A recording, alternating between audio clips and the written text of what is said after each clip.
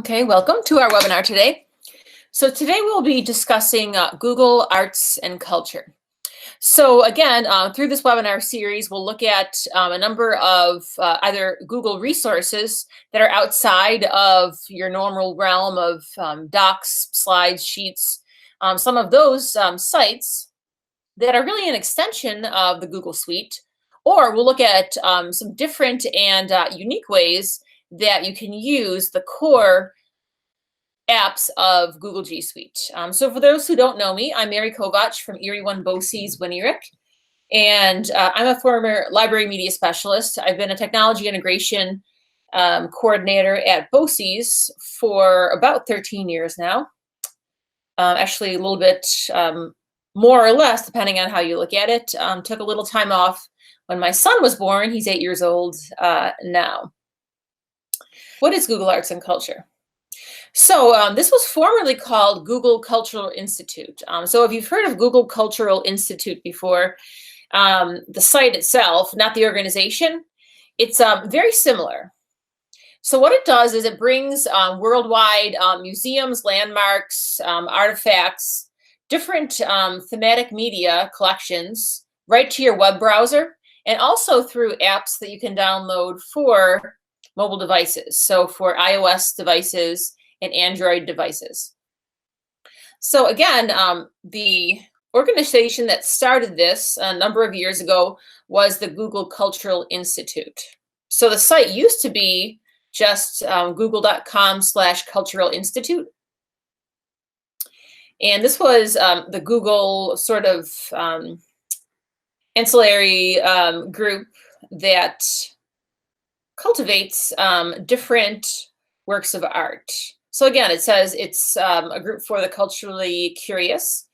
Also, they have many partner cultural institutions through Google. So just as Google a number of years ago tried to digitize all of the published public domain books that were in the world, they have also partnered with a number of cultural institutions to bring those collections, regardless of where they are in the world, right to you through your web browser. So it kind of gives some background here about the organization that is responsible for arts and culture. So again, this is kind of their lab in Paris for the Cultural Institute.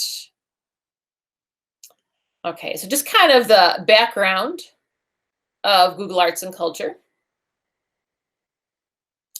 So the site itself, if I click on Arts and Culture, this is where users can actually go in and experience any of these cultural experiences.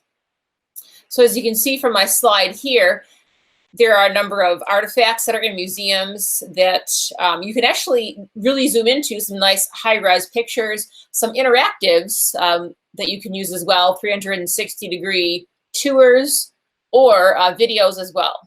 So it has a number of works of art in a variety of mediums from different cultures. And also, as I mentioned, some what they call virtual tours of different museums or culturally significant places from around the world. Okay, so just some example items from the Cultural Institute. So you can see here, the first one I mentioned is the painting Fall of the Rebel Angels. So it might be something where for a particular painting or work of art, it gives some more in-depth information as opposed to, let's say, just having the painting digitized. Sometimes they have what are called stories about the paintings. So in a sense, it's as if you were at the museum itself and you were being led by a docent of that museum. Okay, so you can see that this painting here, it gives some background information by Bruegel the Elder in 1562. So again, this is what they call a story. You might notice here there's an icon that looks like a book. So I can kind of just scroll through or click on the arrow side to side to learn more about that painting. Okay, so it talks about the different parts of the painting. And as it's describing them in the different sort of slides of the story, it zooms in on part of that picture. But I can also control the zooming in and out as well. And here I'm just going from sort of slide to slide.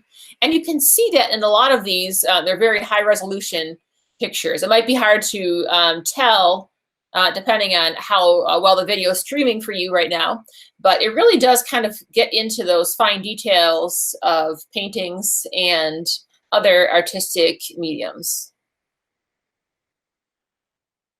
Okay, and actually this one also has a VR video, a virtual reality video, that is on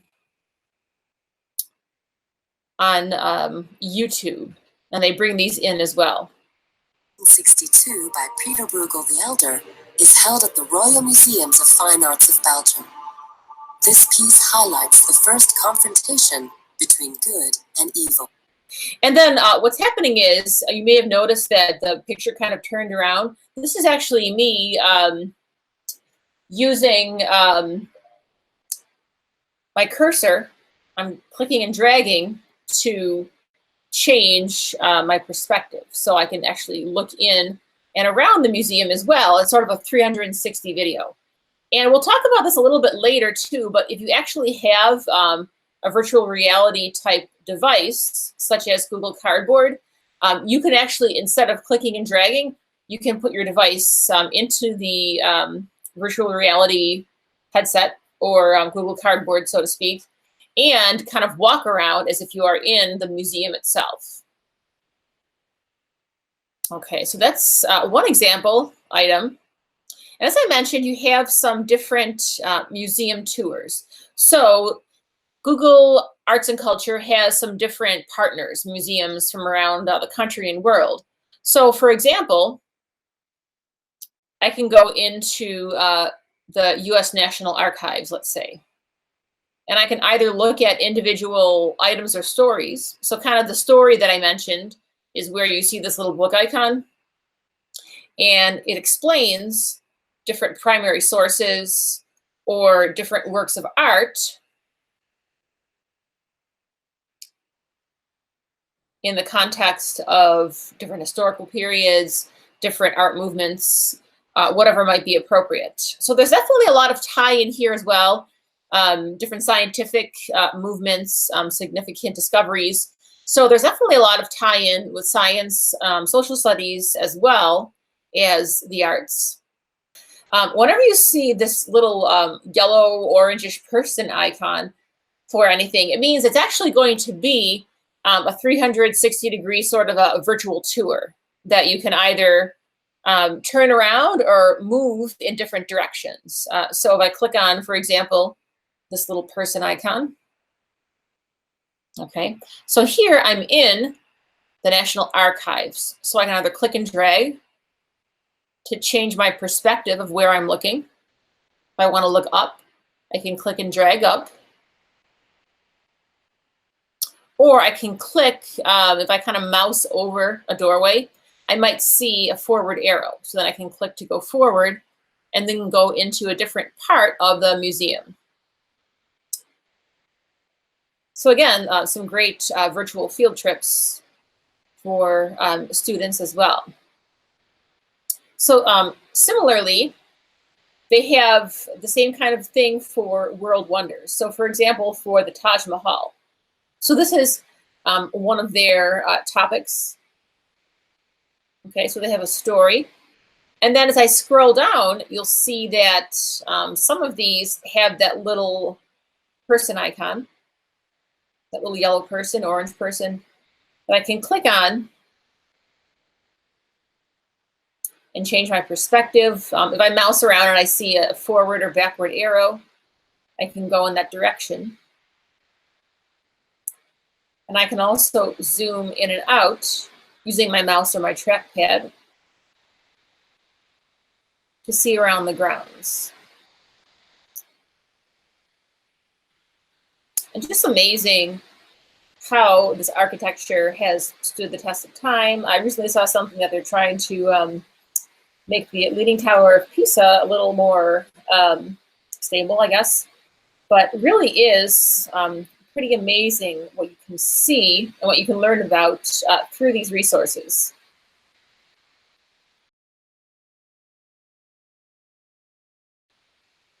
Okay, so just some example items. We will also talk about how you can find these different kinds of items in Google Arts and Culture. Okay, so the first way that you can find these items is you can go to the Explore tab. So you can either, from the very top of the page, once you're in Google Arts and Culture, you can click on Explore at the top, or you can click on this little, what I call a sandwich icon on the left-hand side. Okay, so again, everything seems today to have sort of a food nickname in terms of website navigation. These three lines often are referred to as the sandwich. And you can access Explore from there as well. And so once you're in there, you can choose to explore either by particular famous artists, by various mediums, art movements, historical events.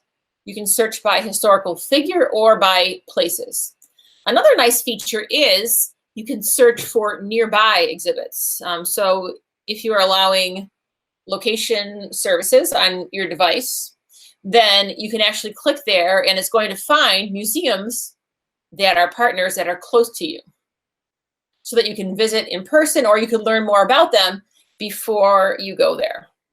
Okay, so if I go back to artsandculture.google.com, you can see on the home page here, it gives me just some spotlight items. So every day it's going to have some different items or on a rotating basis, depending on what their themes are. Okay, so kind of one that I liked today was this daily inspiration, which is Pablo Picasso. Painting with light is something that I find really interesting lately. Again, it's a work of art that only lasts milliseconds, but if it's something that can be captured with the camera, really is something, you know, amazing. So this has obviously a lot of shirtless Picasso, but then you can see some of his works of art that he has done with light and the photography that was involved in that as well. Okay, so if you wanted to explore something specific, certainly you could click on the magnifying glass that is in the upper right corner. If I click on Explore, again, either from the top navigation or on the left, if I click my sandwich, I can explore from here as well. I can click on specific collections or themes. And also we'll talk about what they call experiments, things that are up and coming within Google Cultural Institute and Arts and Culture. Okay, so then you have, you can search by, as I mentioned, various artists, mediums, art movements, historical events, historical figures, or places. So you can either access those on the left-hand side, or if I click Explore at the top, you can see that I have some items that are highlighted, some different categories. So again, if I click on artists, they have some popular ones suggested. I can click on A to Z to look at the artists alphabetically. Click on the different letters to go to the artists with those names. Or by time period. So if I click on time, I can say I'm looking for artists within, let's say, this time frame. So I can click on my timeline to choose my different time frames. Okay, so I'm going to go back to Explore at the top, and I can search by any of these topics. So again, historical events. Great primary sources, tie-ins for social studies. And again, you can filter by time. You can filter historical events alphabetically as well. Historical figures.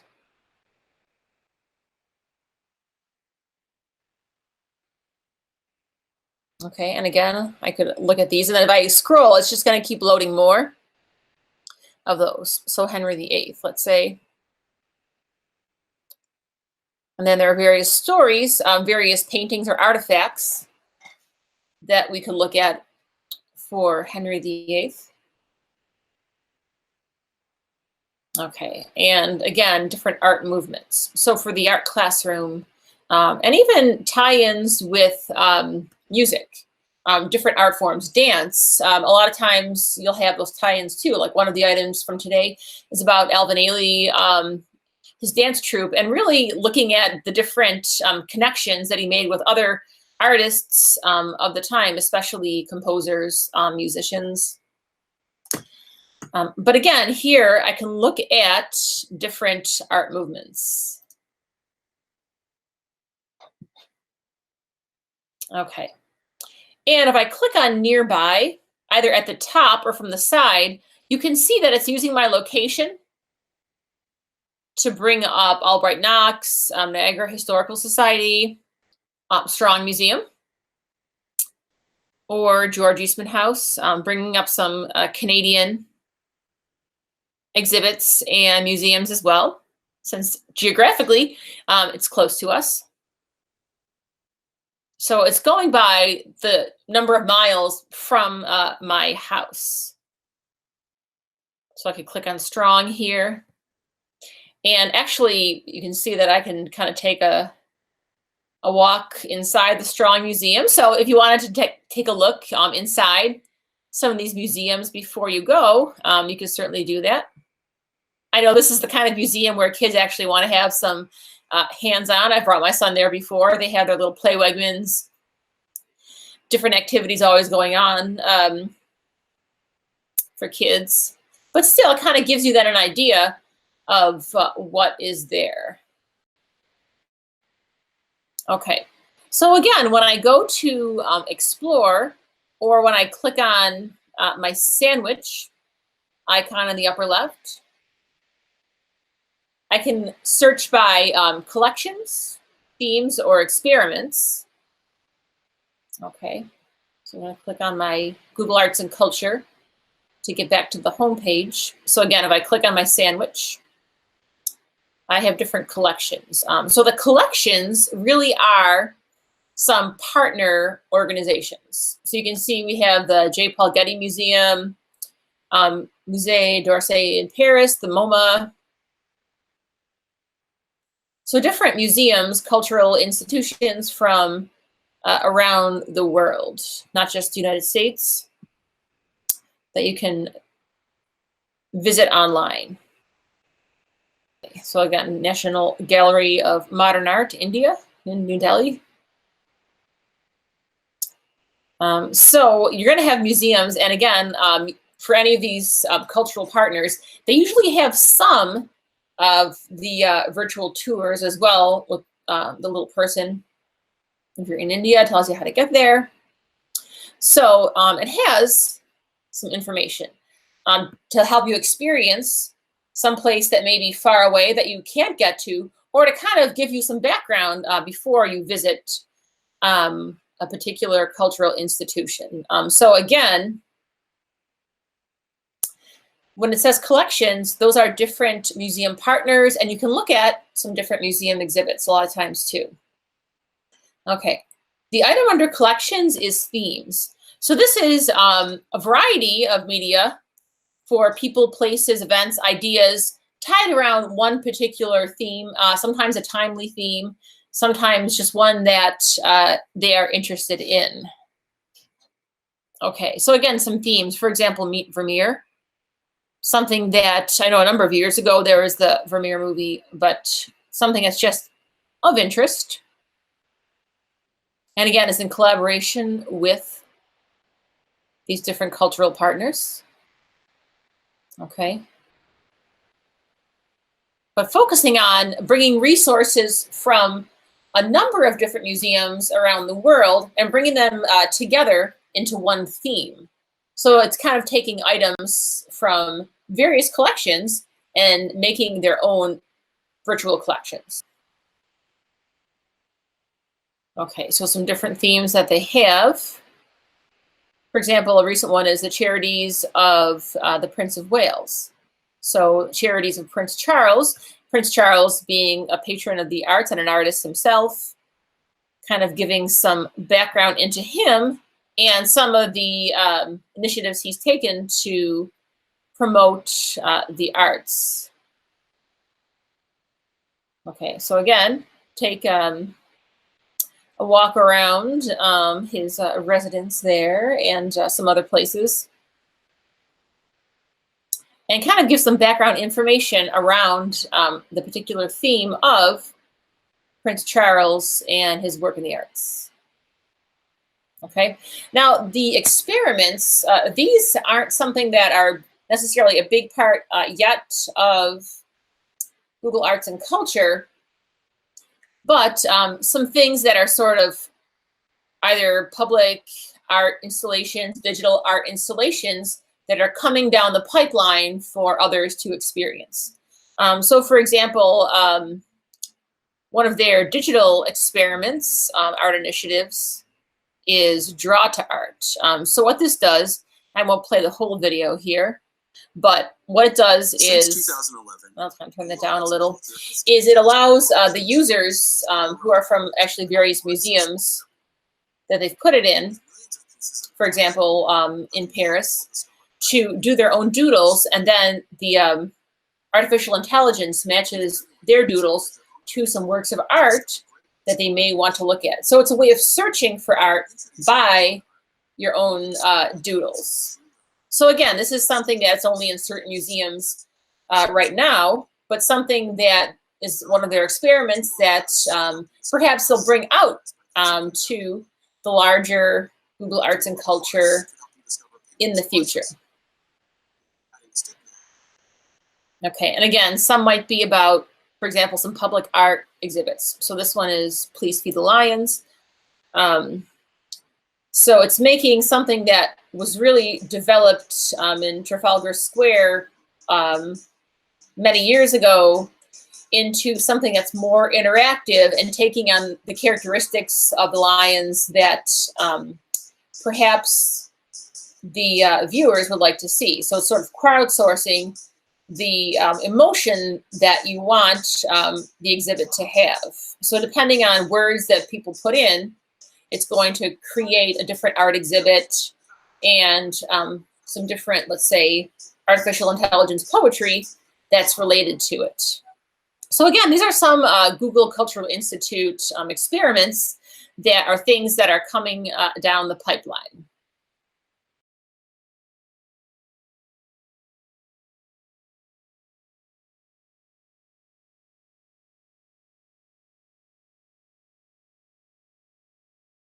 Okay, so I mentioned before, you can look at historical events, art movements, artists, historical figures, either alphabetically or by using a timeline. So this might be something that's very useful if you're studying a certain time period, either in arts or science or social studies, in literature. It might be very useful to kind of take a look to build student background knowledge at other things that were happening during that time frame.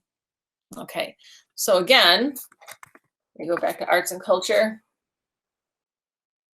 Okay, so if I click on my sandwich menu and I go to historical events, by default, it's going to be on all. Bring up, let's say, popular items or larger collections. And again, if I keep scrolling, it's going to keep loading more. Or I can click on time, click on a particular era or on a spot on the timeline itself. And again, I could also search historical events, A to Z, or I could click on the magnifying glass in the upper right. And then I could search from here as well. Okay, so you can do something very similar if you click on the tabs for the art movements, artists, or historical figures.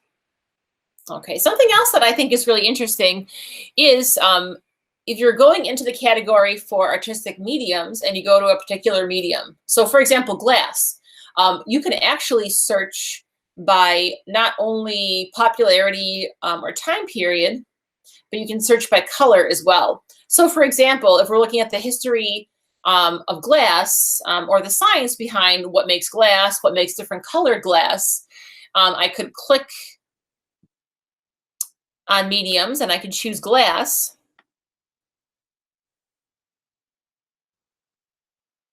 And then if I scroll down, you can see that I can choose how I want to organize those items. So if I click on the little flame here, that's by popularity. So glass items by popularity. If I click on time, again, this brings me back to my timeline that I can click on to go to various time frames. And this is a lovely time in glasswork. Or if I click on the color palette, and let's say I'm looking at green glass, and let's say the science behind green glass, when it has been popular throughout history, I can click here, and I can click on an item to learn more about that item. Okay, so I'm just going to go back here. And so it will bring me out to that item in whatever collection it's in.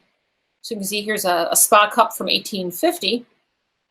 So the idea here is it gives you some background information made from uranium glass. So again, different elements are going to, that are added to silicon are going to create some different colors.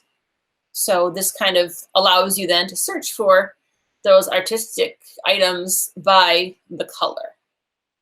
Okay, and again, if I go to mediums, click on my sandwich, and click on mediums, here's where now I can click on popular ones, or I can click on A to Z, and if I wanted to find glass, I'm going to click on the edge if I need to go forward to get to G, and then I can see that glass is right here. Okay, so I think those are some nice features that are added in as well for different works of art or different artistic mediums. Okay, and as you've seen, we have a number of interactive exhibits. One that we haven't really taken a look at yet, we have looked at some virtual tours and what are called stories. So again, this is an example of a story with some artifacts. So it gives some images, might be some virtual tours, and also some background information. So a lot of times it might just be some text, sometimes really something where you're zooming in and similar to what maybe a docent would do at a museum. And for any of the images, not sure if I mentioned this explicitly, but for any of the items that are images, I can click on the image and then I can scroll in to zoom in to see the details.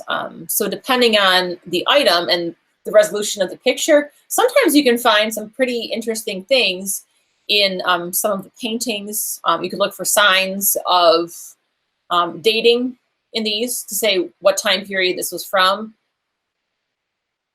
See how well something was restored, possibly. So what we haven't looked at are what are called 360-degree videos. A little bit through the Fall of the Rebel Angels, I guess we saw that. But whenever you see this icon, it's an eyeball that has two little arrows around it for any of the collections, any of the themes or stories. This is actually going to be a 360-degree video. Okay, so I can see that this is a video, it's on YouTube.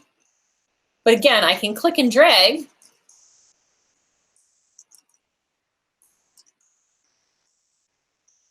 to see from different perspectives. So if I want to see the musician's perspective, I can do that.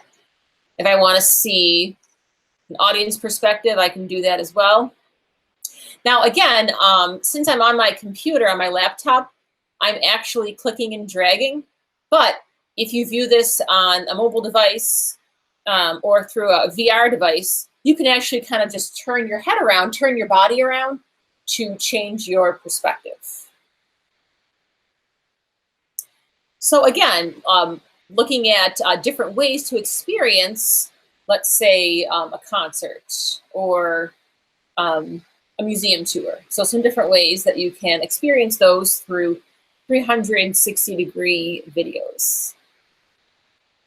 Okay, so now we're going to talk about some other things that you can do with Google Cultural Institute. So far, we've been looking at ways that you can browse and explore the resources that are there. So now we're going to look at ways that you can actually start to build your own collections by first saving what are called favorites. Okay, and so this is where if you aren't already signed in, you want to sign in to Google Cultural Institute. So again, if you're already in Google Chrome and you're signed into your Google account already, chances are it will automatically sign you in. If it doesn't, you're going to see sign in at the top of your page. Okay, so again, I'm either going to see my profile icon, so I choose my account here, my M. Kovach. If you aren't already signed in, you're going to see a sign in button, and it's going to ask you to sign in with your Google account. And what that will do is it will allow you then to save your favorites for later. And as I mentioned, also create your own personal galleries that you could share with others. Okay, so the first step in doing this after you sign in is find items that you think are significant, ones you might want to come back to or ones you might want to share with someone later on. And you're going to click the heart icon. It also has an icon to copy a link for that particular page. So when you copy the link, you can then paste it into an email, let's say, or again, if you're on a mobile device, share it with somebody through a message. There's also a share icon that allows you to share that page either on a social media outlet or right directly to Google Classroom if you use Google Classroom. Okay, so let's say I'm going to click on this story here. Murano Glass. Okay, and let's say that this is something that I want to save for later, or that I want to add to a gallery that I will create later. I'm just going to click on the heart. And now, instead of just being an outline of a heart, it's actually filled in. So again, if the heart is not filled in, if it's just the outline, it's not in your favorites. If I click on it, then that will save that to my favorites. So as I mentioned, if I click on this icon here, I can share to any of these social media platforms. I can share it directly through email, or I can share it right to Google Classroom. I could copy the link as well. Let's say if I wanted to put this on a website for those who may be using Schoology, if I wanted to put that into Schoology as a link.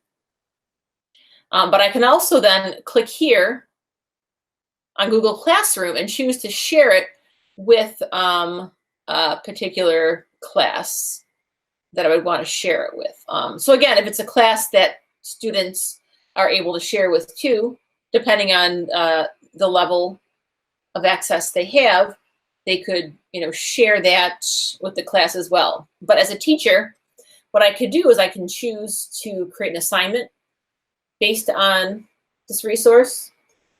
I can ask a question where maybe it's part of class participation discussion, or I can just add it as an announcement into my Google Classroom as well. Okay, and then I can click go. I won't actually post that here, but then it becomes a post right in your Google Classroom. Okay. So how do I access my favorites? So what I would do is I can click on Profile, either, again, at the top, where before I had clicked on Explore or Nearby, or by clicking on my sandwich menu. Okay. I know it sounds like I'm ordering food, a sandwich menu. Kind of a strange term. Okay. So if I click on where it says Profile in the upper right, it's going to bring me there. So the same thing, if I click on my sandwich in the upper left, I can click on my profile from there as well.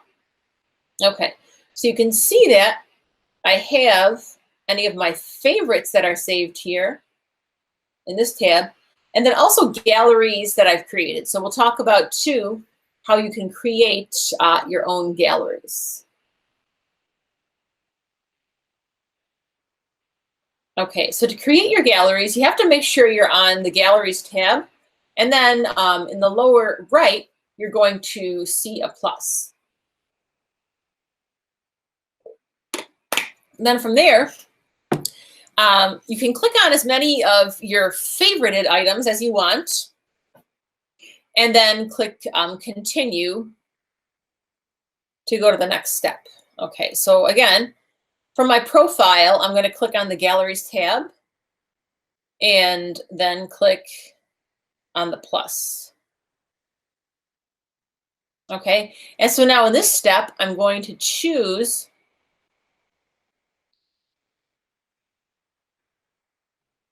my items, and I can choose as many of my favorites as I want.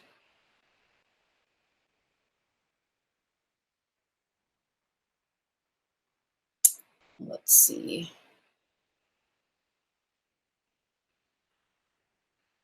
Okay, so let's say I'm going to choose a number of these here. So I've chosen several items, click Continue.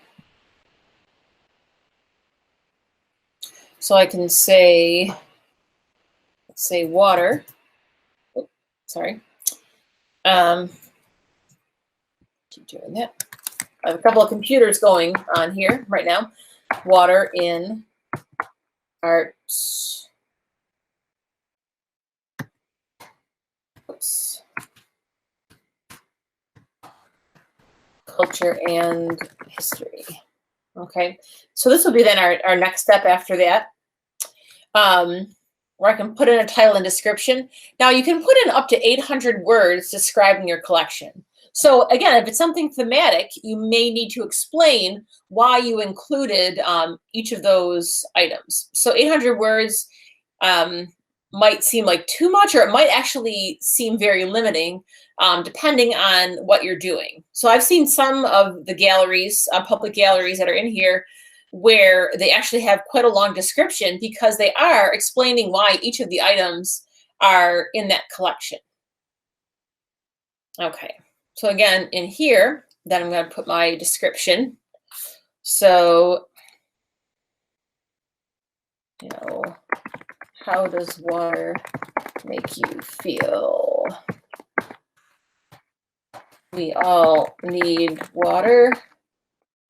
We are mostly made of water, and it has fascinated us for millennia. I could say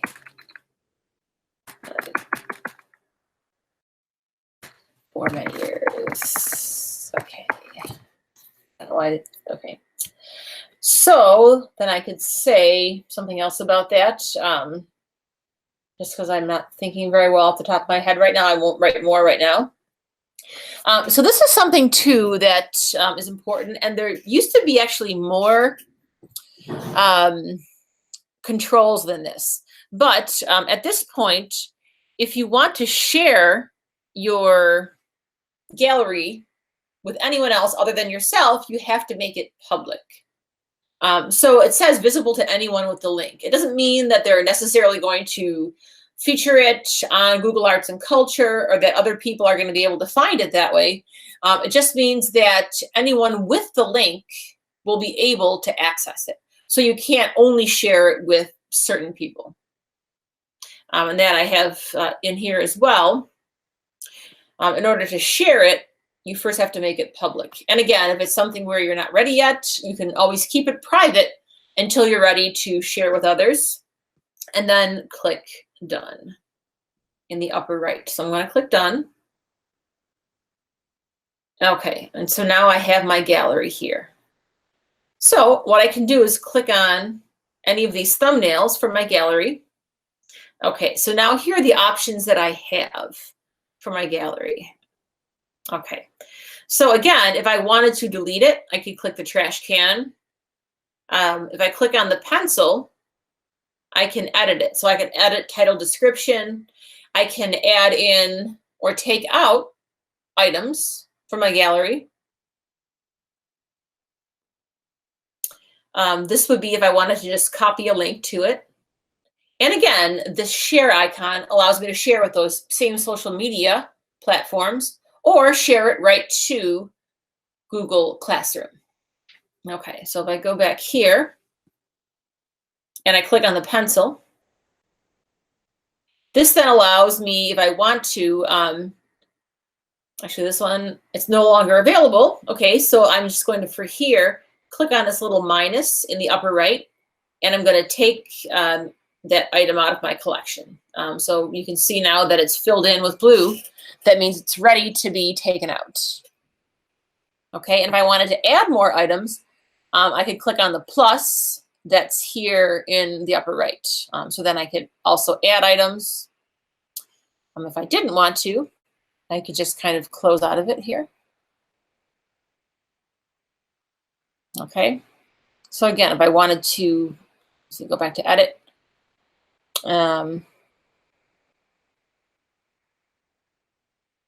Actually, let me go back here. Okay, so if I wanted to delete this, make sure I click. All right, put in my title description. I think I was clicking around too much. And make that public, and then I can click save again up here. Okay, so now if I click on the link icon, it copies that link to my clipboard, so then I can paste it into any resource. So if I'm going to share that on Schoology, on my classroom website, email it to somebody, it copies that link to my clipboard, ready to be pasted. And again, if I click on this icon right here, I can share it with these social media platforms, or I can share it right to my Google Classroom. The same way we could share any items that we saw in Google Arts and Culture. Okay. Let's refresh here to see if we have any other questions so far. Okay, so I did talk a lot about the mobile version. So again, if you wanted to do some of, especially those virtual reality features, where you can actually sort of move around a museum, instead of clicking and dragging, it feels more realistic as you're kind of walking. Just make sure you're not close to something that you could bump into if you're actually walking around and turning in that direction. And sometimes there are some nice three-dimensional features as well, depending on what the resource is. So again, once you have taken the quiz for this webinar, and we'll talk about that shortly, you will also have access to this presentation. And it has in here the links to the iOS app and the Android app. Okay, so again, some nice features of that that I've used before. You can, it's probably been talked about maybe about a year ago, quite a bit, is you can have the app take your picture and through facial recognition, try to match it to a work of art. Just kind of a fun way to maybe explore some new art. I am not convinced that Google is doing anything weird with your pictures. Some people think maybe it is. I don't think that's the case, hopefully not the case. Just kind of a fun way for you to experience the app and the artwork. An Android app, again, it's going to be very similar features. It just might look a little bit different on an Android device as opposed to an Apple iOS device. but all very similar. A nice feature that I haven't tried out yet, but that I want to try out is what's called Art Recognizer. And that's where if you're actually going to one of their partner museums, there are some works of art where you can actually hold your phone up, hold the camera up to the work of art, and it's going to say, you know, open this in the Arts and Culture app, and then it's going to give you some more information. So again, this is something where it's augmented reality, where you're looking at it through your camera, but then based on that recognition, it's giving you a richer experience when you actually go to a physical museum. I might actually, over the break, try that at the Albright Knox or someplace else that's close to me, or when we go to Toronto in about a month or so as well. Just don't tell my son yet. It's a Christmas gift. So again, I mentioned Google Cardboard before. So this is actually a VR device that you can either buy inexpensively or that you can make. Okay, and at the end of this webinar, I'll kind of show you how you would put your phone in there as well.